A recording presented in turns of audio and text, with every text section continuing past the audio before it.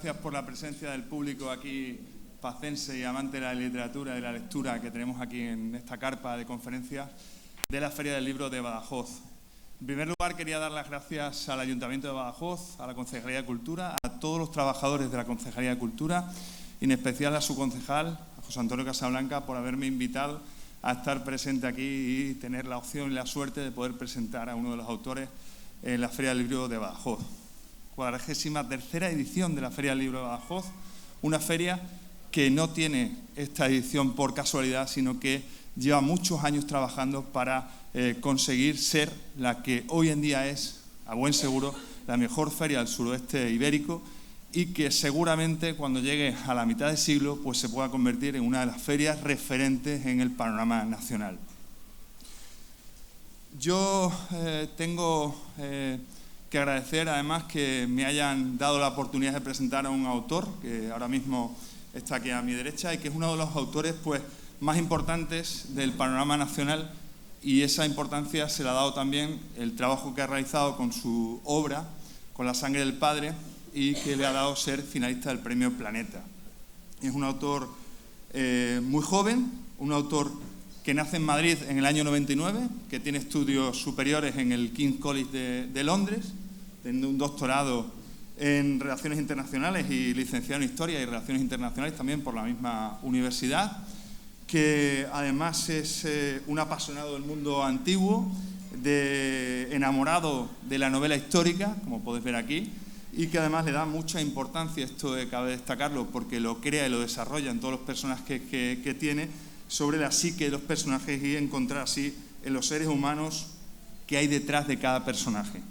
Es además cofundador y coanfitrión de un podcast que se llama La Torre del Faro y tiene además otras obras publicadas como son 2 ensayos y una novela sobre mitología griega que se llama Corazón de Deidades. Y por supuesto La sangre del padre, con la que consiguió el pasado mes de octubre de 2023 ser finalista del Premio Planeta. Alfonso, buenas tardes. Muchísimas gracias por invitarme, muchísimas gracias Antonio y gracias a todos por venir. Es una maravilla ver el auditorio lleno, no me acabo de acostumbrar a esto. Entonces espero que pasen un buen rato y contar algo interesante sobre la novela, sobre el premio, sobre lo que propongas. Bueno, hemos entrado aquí y me decía, ¿todo este público está para mí? Digo, sí, este público está para ti y para la siguiente autora, que es Carla Montero, luego lo comentaré, que os animo a que os quedéis aquí presentes. Pero viene todo este público y el público que está ahí fuera a conocerte y a hablar. Y yo voy a empezar por mi ciudad. ¿Habías estado antes en Badajoz o en Extremadura? ¿Qué te ha parecido? En Extremadura sí. Llevo viniendo muchos años a Extremadura, pero he de confesar que a Cáceres. Era la primera vez en Badajoz y estoy feliz de estar aquí porque tú dices que cuando llegue a los 50 años será una de las ferias de referencia. Yo creo que ya es una de las ferias de referencia porque yo que vengo nuevo al negocio de la literatura, al mundo de la literatura comercial, cuando gané el premio y todo el mundo me empezaba a meter un poco de miedo con todo lo que me venía, de todas las presentaciones, de todas las ferias, siempre mentaban Badajoz. Y miran, di que te lleven a la Feria de Badajoz, porque la Feria de Badajoz, que de verdad, la Feria de Badajoz. Y yo me dije, oye, me han dicho que a la Feria de Badajoz. Y Carmen Ramírez, que es la persona en Planeta que organiza y coordina todas las ferias, dije, Carmen, ¿yo puedo ir a la Feria de Badajoz? Y dice, sí, hombre, intentaremos que vayas. Y digo, bueno, menos mal, ya con eso estoy contento y ahora hacerlo bien para que me invitéis el año que viene, que eso es lo único a lo que aspiro ya.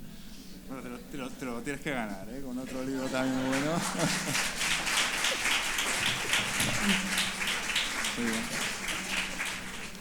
Bueno, Alfonso, eres muy joven para cualquier cosa, pero para escribir no hay edad. Pero ¿quiénes son o quién es el referente para ti en el mundo de la escritura, de la literatura? Es una buena pregunta. Yo escribo porque he sido lector y yo creo que todos los escritores, lectores a los que la lectura se les ha quedado corta de alguna forma, ¿no? Porque cuando tú empiezas a escribir es porque quieres imitar a los autores que más te han gustado, leer. Y yo, en mi caso, mi autor favorito fue Gabriel García Márquez, es uno de los autores que más me ha impactado. Y yo cuando leí 100 años de soledad a los 17 años me quedé prendado de esa forma de escribir y yo solo quería poder hacer algo parecido con el lenguaje, poder construir mundos de la forma que él lo hacía, y es el autor al que vuelvo de vez en cuando tengo un poco de sequía de ideas o cuando pierdes un poco de fe en el oficio de escritor. Vuelvo a 100 años de soledad y es como mi Biblia verdaderamente.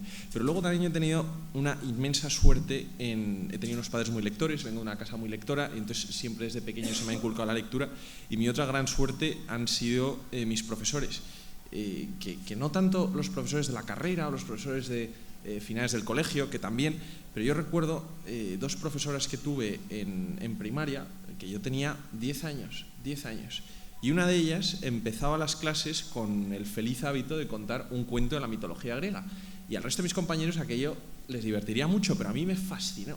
Y luego tuve otra profesora un par de años después que la pasión con la que nos enseñaba la historia a mí fue lo que me despertó mi vocación. Y yo sé que, es que lo comentaba hace nada, si yo hubiera caído en una clase distinta y no hubiera tenido a esas 2 profesoras, yo no sé qué habría sido de mí. Pero lo importante que es un buen maestro en el momento preciso para condicionar a un niño a que le divierte leer, sí, que le divierte contar historias, pero que le pongan un camino que es el camino de la pasión, el camino de la vocación. Y yo sé que si no hubiera sido por esas 2 profesoras, jamás me hubiera interesado la historia como me ha interesado, y a raíz de la historia, la literatura, la geopolítica, que también es a lo que me dedico, y eso es un poco de donde viene mi afición por escribir. Lo que pasa es que yo jamás habría pensado que algo como el Premio Planeta me pudiera pasar a mí, porque uno está acostumbrado a ver el Premio Planeta, que se lo dan a gente que ya tiene muy consolidada su carrera literaria, sobre todo a gente que tiene 40 años, una cosa así, y uno se presenta al premio cuando manda el manuscrito pensando que no te va a tocar. O sea, te presentas al premio como el que compra un billete de lotería, ¿no? Pensando que no te va a tocar nunca, y de repente te toca, y te cambia la vida, desde luego, es un gran evento, es una gran sensación.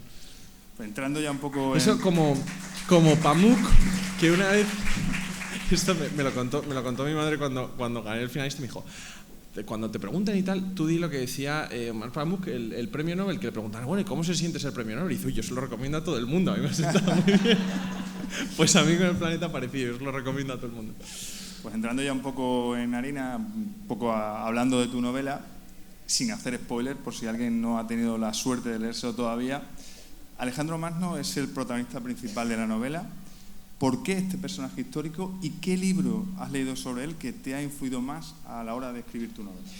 Cuando te sientas a escribir una novela histórica, no piensas necesariamente, bueno, yo quiero escribir una novela donde haya aventura, donde haya pasión, donde haya viaje, donde haya tal, a ver qué personaje de la historia me encaja mejor para esto que quiero contar, Alejandro, César o Napoleón. Pues venga, Alejandro.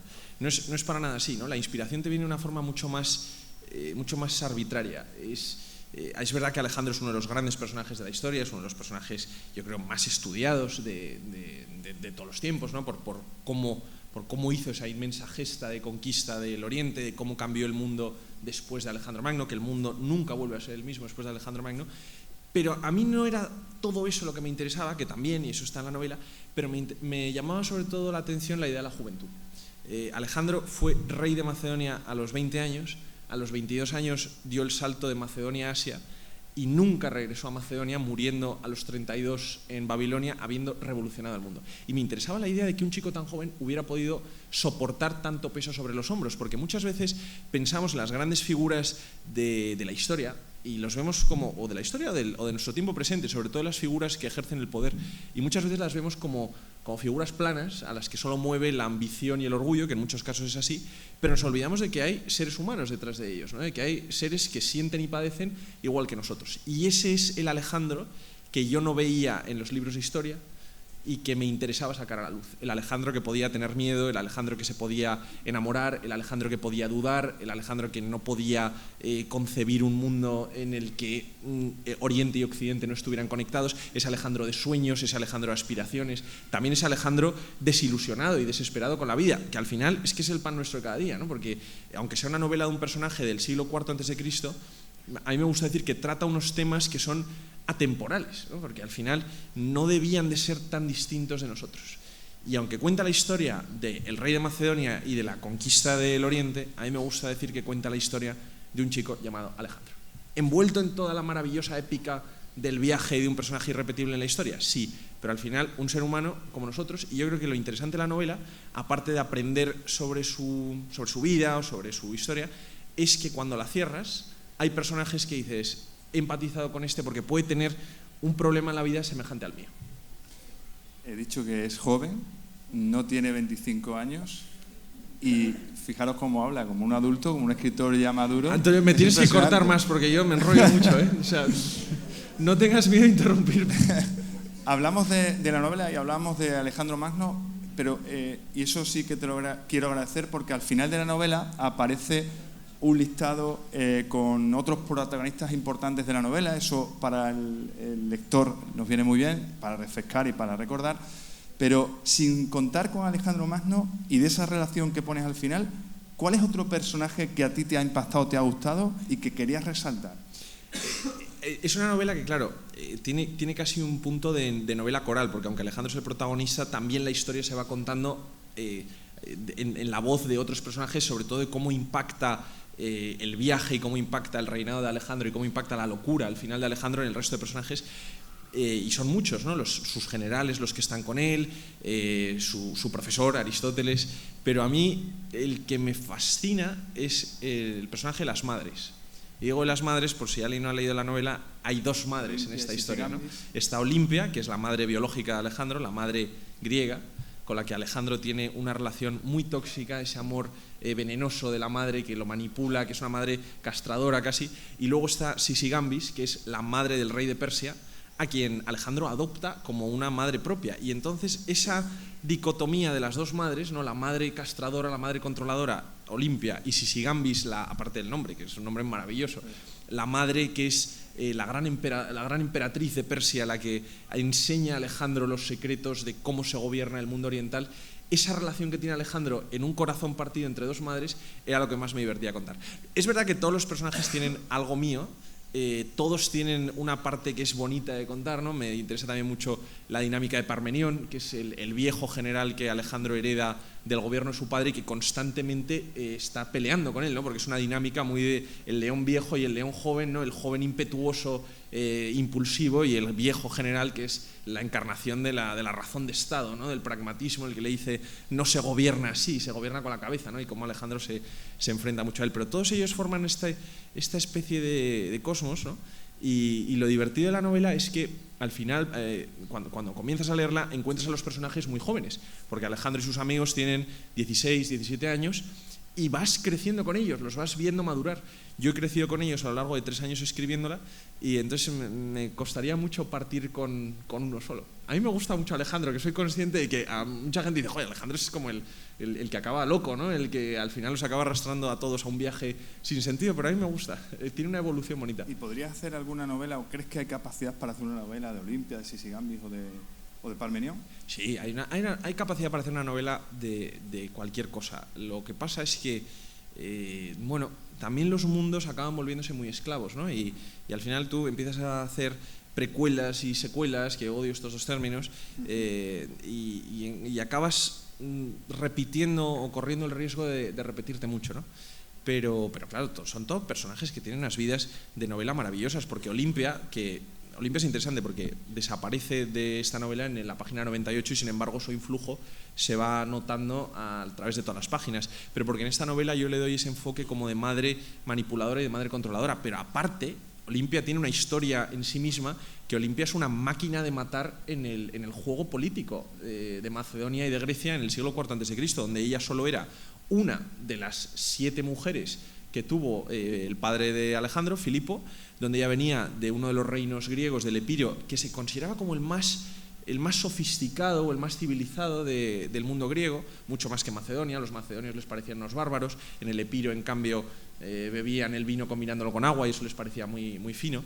Y Olimpia viene de una familia, de una dinastía pujante en ese mundo griego, y ella es una maquiavélica, urdidora de alianzas entre sus hijos, a la hermana de Alejandro la casa con su tío para mantener esa conexión con el reino del Epiro, las relaciones que ella tiene, que ejerce como reina regente cuando Alejandro no está en Macedonia, porque Alejandro la deja de reina regente, esa Macedonia que se expande hacia el sur. O sea, tiene una vida para ella sola, ¿no? Entonces, bueno, al final tienes que tienes que elegir a alguno porque no puedes escribir una novela de todos porque no te dan los años de vida, ¿no? Y hablando otra vez del personaje principal, hablando de Alejandro Magno, fue un conquistador, rey de reyes, libró 1001 batallas. ¿Cuál es la batalla que más te ha gustado narrar en tu libro? Hay 4 batallas principales en la vida de Alejandro Magno, que son la batalla del Gránico, nada más cruzar el mar Egeo, que es la primera vez que se enfrenta a los persas; la batalla de Isos, que es la primera vez en el norte de la actual Siria, que es la primera vez que él se enfrenta al rey de Persia, porque en la batalla anterior solo se había enfrentado a unos nobles. Luego está la famosísima, que es la batalla de Gaugamela, que es como la gran derrota del imperio persa, y luego está la batalla en la India, en el río Hidaspes, contra uno de los reyes de la India. A mí la que más me ha gustado retratar en la novela es la de Isos, porque es la primera vez que Alejandro se ve cara a cara con Darío de Persia, que es como su enemigo, pero también su alter ego, ¿no? Son las dos caras de la misma moneda, se admiran, se respetan, se temen, se odian, y después de esa batalla de Isos es cuando Darío huye y deja atrás a Sisigambis, porque los reyes persas iban a la batalla siempre llevando a sus familias con ellos para demostrar que así no tenían miedo de perder, porque si pierdes capturan a tu familia. Entonces, si vas con tu familia, demuestras que no te importa porque no vas a perder. Efectivamente pierde y efectivamente capturan a su familia. Y ese encuentro entre Alejandro y Sisigambis después de la batalla de Isos, yo creo que es de mis escenas favoritas en la novela, porque es verdaderamente ese momento en el que se unen los dos mundos, ¿no? En el que Alejandro deja atrás el mundo griego y abraza el mundo persa representado en Sisigambis. He dicho al principio que te gusta mucho el interior de los personajes, te gusta mucho indagar en la psique de cada uno de ellos, lo haces de manera magnífica y lo narras con todos los personajes, fundamentalmente con Alejandro Magno. Pero si alguien te preguntara que describieses en pocas palabras a Alejandro Magno, ¿cómo lo dirías? En pocas palabras he escrito una novela de 600, vaya pregunta. Yo diría que Alejandro es la insatisfacción vital, que al final acaba siendo la perdición de una vida, ¿no? Porque al final Alejandro nunca está contento con lo que tiene, siempre quiere conquistar más. También no acaba nunca de reconciliarse consigo mismo, que eso yo creo que es una cosa fundamental de la insatisfacción vital, ¿no? Cuando estás insatisfecho, no es simplemente estás insatisfecho con tus circunstancias o con tus objetivos. Al final de cuentas estás insatisfecho contigo mismo, ¿no? No te acabas de aceptar. Y Alejandro, yo creo que tiene Alejandro, tal y como se me bosquejó según yo iba escribiendo la novela, porque hay momentos donde no sabes si tú escribes la novela o la novela te escribe a ti, que esto es muy interesante. Y había momentos en los que yo entendía que Alejandro no estaba contento consigo mismo en la vida, y el viaje no deja de ser una huida hacia adelante, un nunca querer volver atrás, un nunca querer parar, un nunca querer tener un momento de reflexión, ¿no? Toda la rapidez, todo el seguir conquistando, el seguir creciendo, para no darte cuenta de lo que está sucediendo a tu alrededor. Y no quiero destripar la novela, pero al final, aunque Alejandro muere, y esto no es un destripe, porque esto es la historia, yo cerré la novela con esa reflexión, ¿no? Es decir, la insatisfacción vital de la vida, y de repente te viene la muerte y te das cuenta de que has estado toda la vida no tanto desperdiciándola, pero no asiéndola por los cuernos, de alguna forma. En 1999, Pido Freire gana el Premio Planeta con tan solo 25 años con Melocotones helados. Ese mismo año nace Alfonso Goizueta, que con 23 se convierte en el más joven de todos los finalistas de todos los Premios Planetas de la historia. En un país en el que andamos muy preocupados por los hábitos de lectura y los estudios de PISA, ¿cuál sería tu recomendación para cambiar estos hábitos de lectura y para que los jóvenes se animen y se puedan leer libros a lo largo del año? Si tuviera la respuesta, igual me ofrecía como ministro de Educación, pero no sé si lo aceptaría. Estás a tiempo, ¿eh? Es muy difícil, ¿no? Si me presento a ministro de Educación ya sé que tengo votos, qué bien. Pero es horroroso decirlo, pero es una tragedia, porque verdaderamente estamos en un momento social donde la atención es lo que más necesitamos, de lo que más faltos estamos, un poco también la inmediatez, pero la atención es un músculo, y la atención es el músculo fundamental que se ejercita a través de la lectura, y acostumbrados a donde te pasas la vida en el teléfono haciendo así, a donde te bombardean de noticias, ese músculo de la atención se va atrofiando, y por eso tenemos esos informes PISA donde tenemos niños que se ponen a leer un texto pero no lo comprenden, porque la lectura es que necesita una comprensión, necesita un sosiego. Y es muy difícil, es muy difícil. Yo creo que al final son hábitos que se tienen que inculcar en casa. Y claro, esa línea tan delgada entre inculcar e imponer, ¿no? Porque un niño al que le digas, toma, siéntate y léete Moby Dick, dirá, bueno, sí, hombre, papá, pues ni de broma, ¿no? Entonces es muy complicado, es muy complicado. Yo creo que es encontrar ese término medio entre inculcar. Yo sé que yo he leído siempre desde pequeño, casi por admiración a mi madre, porque yo veía a mi madre leer y yo quería leer lo que leía mi madre. Y además mi madre me soltaba esas píldoras, me decía, ay, me he leído un libro que creo que te gustará.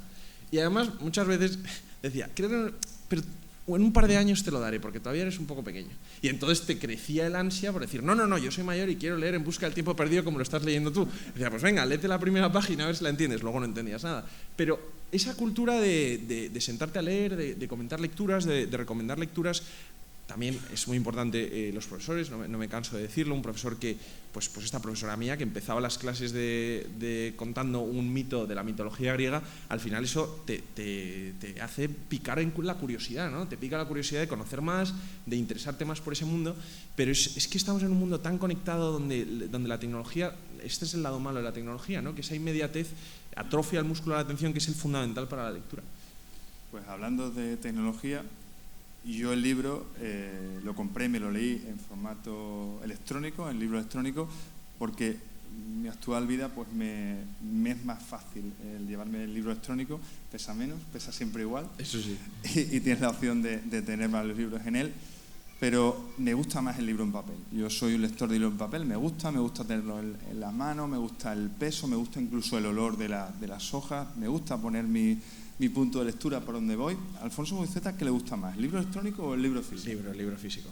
Libro físico. Yo no puedo leer el libro electrónico porque además pierdo mucha sensación de qué libro estoy leyendo, porque son todos iguales, ¿no? Y entonces, nunca he intentado leer en libro electrónico. Me regalaron uno hace millones de años. Yo creo que de los primeros que salió me lo regalaron pensando que me habían hecho el regalo de mi vida y no lo he usado nunca. Y yo soy muy de mi biblioteca. El dinero del Premio Planeta me lo he gastado en libros, o sea, porque me gusta tener mi biblioteca, me gusta tener mis libros, volver sobre ellos. Además alguien me matará aquí seguro, pero los subrayo y tengo mis pasajes que me gustan, los tengo muy flojito, muy flojito. Con lápiz, o sea, los cuido. No los presto, eso sí, porque el que presta un libro pierde el libro y pierde el amigo. Libro prestado, libro estropeado, hay una frase que... Sí, pues totalmente, porque yo presté una vez un libro y no me lo devolvieron y dije, nada, no me vuelven a cazar. Pero no, yo soy del libro de papel. Soy del libro de papel y fíjate, soy de escribir a mano, o sea, fíjate si soy vieja escuela, porque yo me enfrento al ordenador, a la página en blanco del ordenador y no consigo escribir, y yo lo que necesito es un cuaderno y escribo mis ideas, y cuando escribo eso a mano por la mañana, luego por la tarde lo paso al ordenador, o sea que yo soy más vieja escuela que nada, a pesar de la juventud, que se me pasará, Entonces, estamos igual. He dicho en la introducción que eres cofundador y además coanfitrión de un podcast que se llama La Torre del Faro. Tenéis desde hoy a un nuevo seguidor y espero aprender mucho, en el cual planteáis conversaciones sobre temas de actualidad de política y de cultura. Viendo la situación política ahora mismo, la situación que hay de polarización, de crispación, y siendo Alejandro Magno no solo un militar, un estratega, sino también un político, ¿qué crees que se puede hacer para que a la mayoría de los jóvenes les pueda atraer la política? Tú como joven. Es que claro, muchas veces se dice la política es un reflejo de la sociedad, pero yo quiero pensar que no, porque verdaderamente estamos muy acostumbrados a de repente unos espectáculos en la política que te quitan la afición. Yo he querido ser político. Me metí en el mundo de las relaciones internacionales porque me interesaba la diplomacia, porque tenía igual una vocación idealista, ¿no? Y me duele mucho esto decirlo. Se me quitó la afición, pero tanto la política española como la política en el Reino Unido como la política americana, también gran parte de la política en las instituciones. Entonces, claro, yo soy muy pesimista, y entonces muchas veces me dicen que hable de la situación política y mejor no haber hablado porque rompo muchos sueños. Pero es muy difícil porque, claro, el alto liderazgo de los partidos políticos, que en mi opinión debería ser esa vieja vocación griega de convencer con tus ideas, ¿no? Conseguir que el contrario acabe aceptando tus ideas. Pero parece que es denostar las ideas del contrario esperando que el contrario vaya a denostar las tuyas. Entonces tú no estás vendiendo nada. Tú no estás tratando de convencer a nadie de que tu proyecto es el bueno, simplemente le estás intentando convencer de que el del otro es malo. Entonces eso pervierte la esencia de la democracia. Yo creo que si la clase política fuera más propositiva en ese sentido, es decir, ¿dónde está el proyecto? ¿Yo por qué quiero votar a un partido? ¿Dónde está el país que me promete un partido? ¿Cómo me imagino el futuro que me promete un político? No lo encuentro. Solo estoy encontrando una respuesta negativa, que es: el otro te va a subir los impuestos, o te va a destrozar la sanidad, o te va a destrozar los servicios públicos, o lo que sea. O sea, estamos siempre en lo mal que te lo va a hacer pasar el otro, y yo creo que se ha perdido ese nivel de convencimiento, ¿no? De decir, no, es que te vas a enamorar de mi proyecto, igual que estoy enamorado yo. Y lo que creo es que hay falta de convencimiento de los propios políticos en su propio proyecto. No hay proyecto político, está muy arraigada la idea del político profesional, es decir, ¿pero usted qué idea tiene? Yo estoy adscrito a un partido. Bueno, ya, pero ¿el partido qué idea tiene? No, la idea del partido. Bueno, entonces no hay idea. Entonces, si no tienes un político convencido de su idea, pero convencido, digo, hasta las trancas, no en el sentido de, no, vamos a dialogar para encontrar un término medio. No, tú tienes que estar convencido de que tu idea es la buena, porque si no, ¿cómo vas a convencer a un país entero de que te siga en ese proyecto? Es un poco Alejandro, ¿no? Alejandro convence a esos soldados de que le sigan en un proyecto que él tiene. Es esa idea también visionaria. Los líderes visionarios tienen esos grandes peligros que muchas veces acaban siendo dementes, pero bueno, para eso vivimos en una democracia que tiene sus contrapoderes y sus contrapartidas. Pero yo creo que falta esa idea del líder con una idea del líder o del proyecto político forjado con una idea, pensado con una idea común, una idea entendible, una idea vendible al electorado. Y eso no existe. Pero, te digo, ni en España, ni en el Reino Unido, ni en Estados Unidos, es muy difícil de ver, muy difícil de ver. Ese largo plazo de decir, ¿qué país vamos a tener en 10 años? Me lo llevo conmigo, Para que lo cuentes. Sí. Me ha dicho, lo puedo decir, ¿no? Sí. Para que lo cuentes donde lo tengas que contar. Me lo llevo conmigo. Viendo los premios Planeta, yo siempre tenía una duda.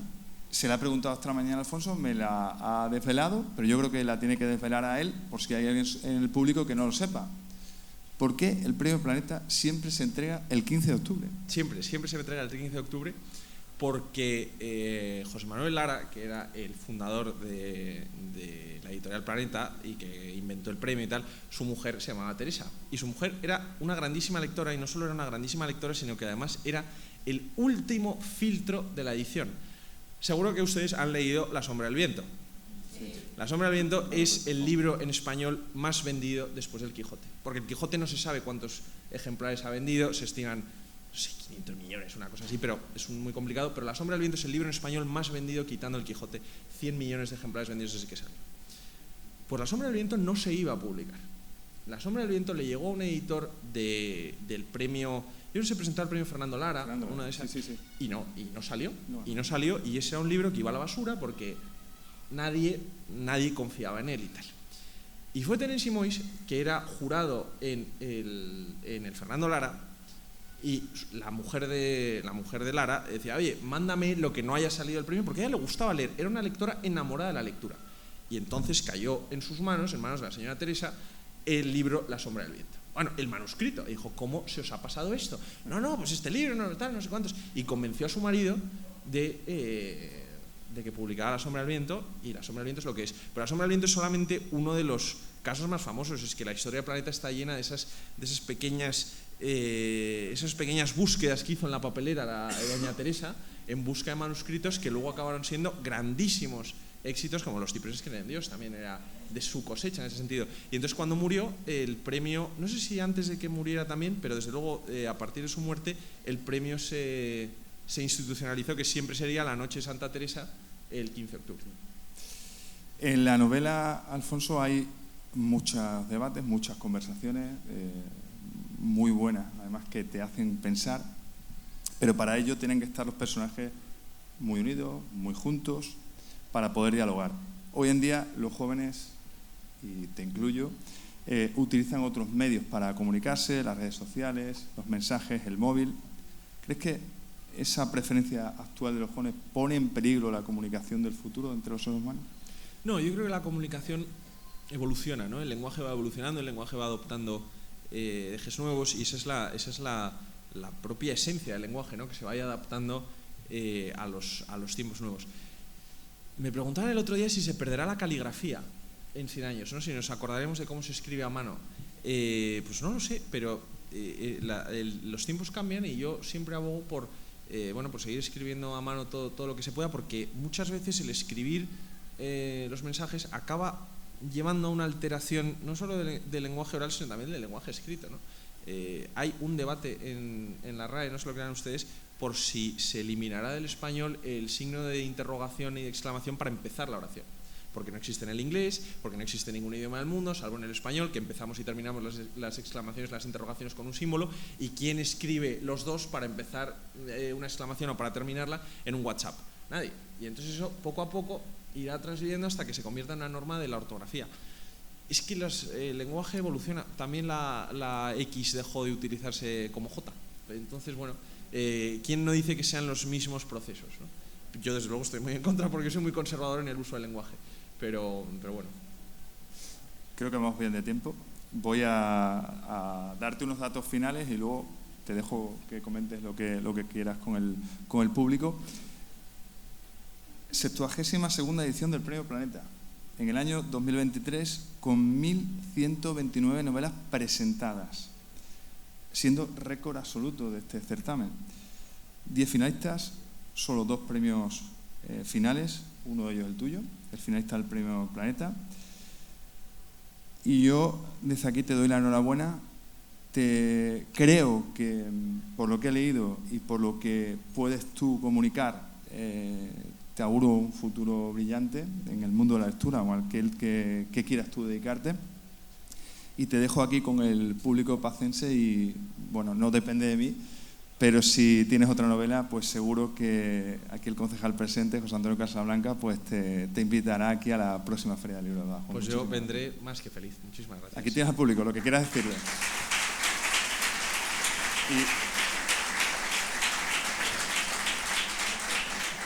Disculparme antes de que Alfonso os comunique los últimos minutos que nos quedan, 5 minutos. Sí. Os recuerdo que después, al finalizar esta conversación que hemos tenido, pues en esta carpa también estará Carla Montero, con lo cual es una autora muy interesante y que les invito a que se queden los presentes para poder escuchar. Su novela, El Viñedo de la Luna, es una maravilla de obra y yo les invito a que se queden a escucharla porque merece la pena. Muy bien. Todo tuyo. Pues nada, agradecer muchísimo la presencia de todos ustedes. No sé si hay un turno de preguntas o no lo hay, no lo sé. Si alguien tiene una pregunta, lo que pues tú quieras, esto es tuyo. Pues si alguien quiere hacer una pregunta, pues ¡ay, qué ilusión! Esto no me había pasado nunca.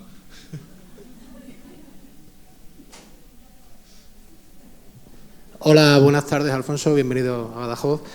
Y eres joven, como ha dicho Cava Casillas, lo he repetido varias veces, y la tecnología que nos viene es apasionante, y yo le he hecho una pregunta a ChatGPT esta mañana para hacértela. Y dice así: ¿cómo equilibró la representación épica de Alejandro Magno con la exploración de su lucha interna y sus demonios personales en la novela? ¿Eso se lo has preguntado a ChatGPT? Sí. ¿Y qué te ha contestado? No, quiero que me contestes. Ah, no, y a mí me interesa lo que haya dicho ChatGPT. No. Yo es que le he preguntado a él, Yo sé cómo lo he equilibrado, de forma magistral. ¿Ahora qué piensa ChatGPT de eso? No, yo le he preguntado... Yo creo que le ha preguntado qué pregunta le haría comprometida a Alfonso. ¿Y eso te ha contestado? Y no, que quiero que me contestes tú. No, que digo, tú le has preguntado a ChatGPT Sí. qué pregunta le hago. Exactamente. Y esa es la pregunta que te ha dado ChatGPT. Exactamente. Pues esperaba yo algo más de ChatGPT.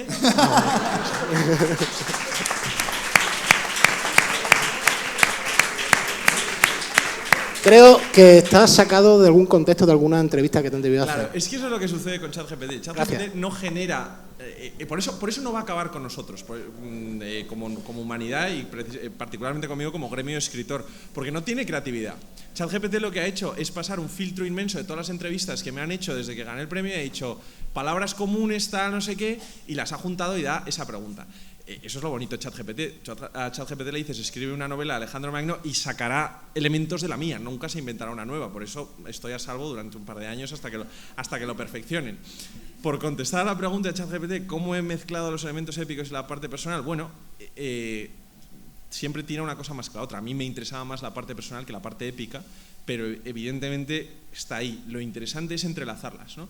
Que en el momento épico de una batalla tengas un párrafo o un diálogo que te haga reflexionar sobre cómo podía sentirse Alejandro. Entonces, aquí es donde me tomo mis grandes licencias en la novela. En la batalla de Gaugamela, antes de esa gran espolonada de caballos, hay un momento en el que Alejandro piensa cómo está viendo él ese escenario y cómo lo ve una espolonada de caballos, que es lo más ruidoso del mundo, él la ve en silencio. Entonces, bueno, pues eso es como juegas a compaginar los dos. En el momento épico, en el momento de máxima tensión, en el momento álgido, ahí es cuando metes una chispa de silencio mental. Y eso, bueno, pero eso es mi forma de escribir, habrá otro que no esté de acuerdo. ¿Hay otra pregunta ahí atrás?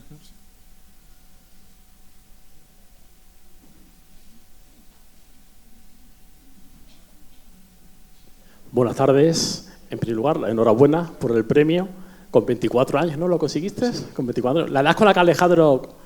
con 23. Con 23. Bueno, digo, 24 fue con la edad con la que Alejandro fundó Alejandría. O sea, que hay algo, ¿eh? Hay algo. Casi lo mismo no es, ¿eh? Bueno, pues quería preguntarle un poquito, pues ya que estamos en la Feria del Libro, ¿cómo influyó en Alejandro la lectura? Porque él decía, su libro cabecero es la Ilíada, ¿no? Sí, la Ilíada y era Aquiles, su gran su libro.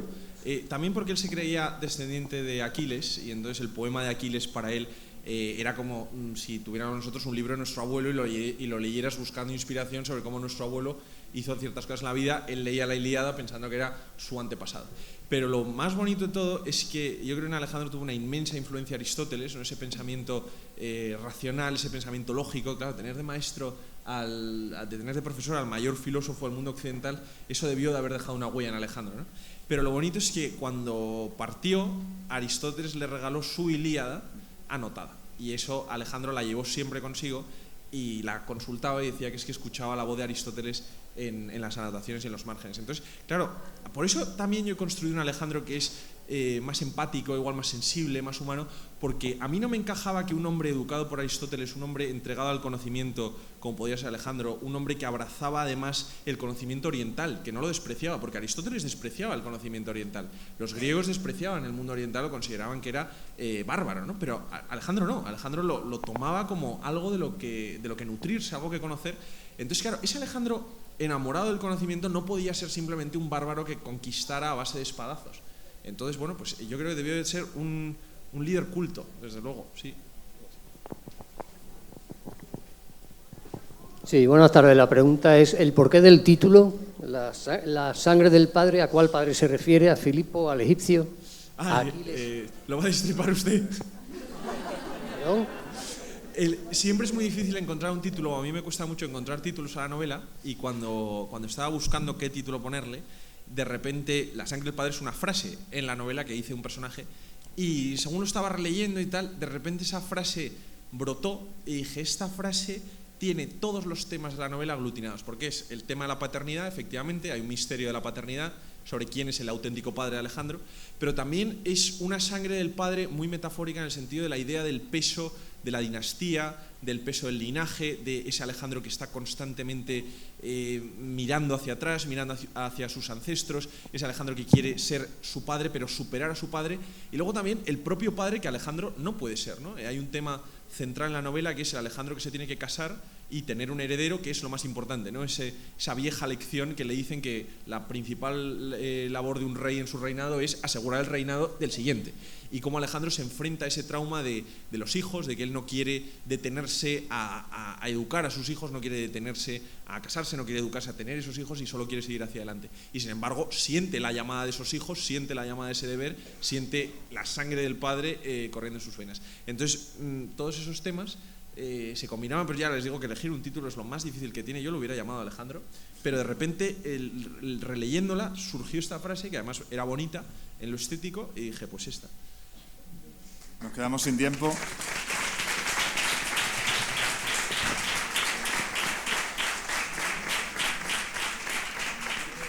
No sé el público, yo me hubiera quedado 45 minutos más, no tenemos tiempo ya.